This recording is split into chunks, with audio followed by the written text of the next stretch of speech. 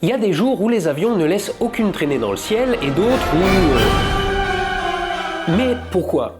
Est-ce qu'on ne nous dit pas tout? Est-ce que le gouvernement profond nous arrose de chemtrails?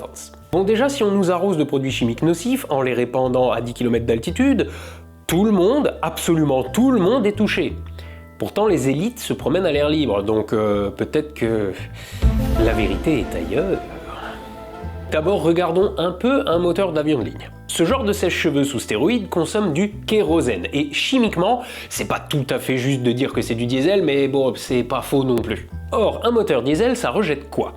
Du CO2, de la vapeur d'eau, du monoxyde de carbone si la combustion est incomplète, et des suies. D'où le filtre à particules sur ton 4x4. Une fois ce mélange dans l'air, il se refroidit rapidement. Le CO2 et le monoxyde de carbone, quoi qu'il arrive, ça reste des gaz. Mais l'eau, elle est susceptible de se condenser en fines gouttelettes. Et rien de tel pour le faire que de se fixer sur des microparticules en suspension dans l'air. Donc les suies. Mais le comportement de l'eau va dépendre principalement de deux facteurs, la température de l'air et son taux d'humidité. Parce qu'il se trouve que l'air peut contenir une certaine quantité de vapeur d'eau, mais arrivé à saturation, l'eau se condense en fines gouttelettes et forme, selon les circonstances, du brouillard, des nuages ou encore le nuage de buée à la sortie d'un pot d'échappement. Et justement, vous avez remarqué comme quand il fait très froid, les voitures fument beaucoup plus? C'est parce que l'air froid ne peut pas contenir autant de vapeur que l'air chaud.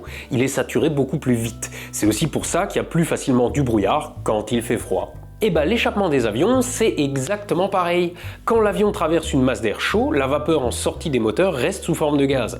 C'est notamment la raison pour laquelle vous ne voyez pas de traînée quand un avion est près du sol. Il y fait moins froid. Mais si l'air est trop froid ou trop chargé en vapeur d'eau, l'eau des gaz d'échappement n'a d'autre choix que de se condenser. Et donc les traînées des avions, c'est de l'eau condensée autour de suie.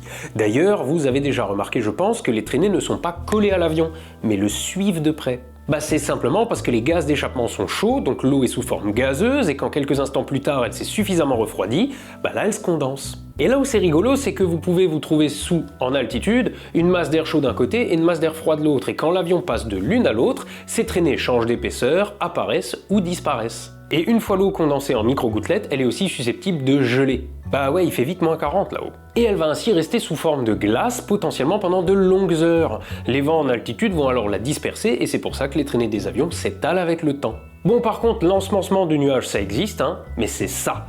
Donc ça n'a rien à voir avec un simple avion de ligne. Ça consiste à disperser de l'iodure d'argent pour forcer l'eau à se condenser et à tomber en pluie. Et ça marche pas de ouf.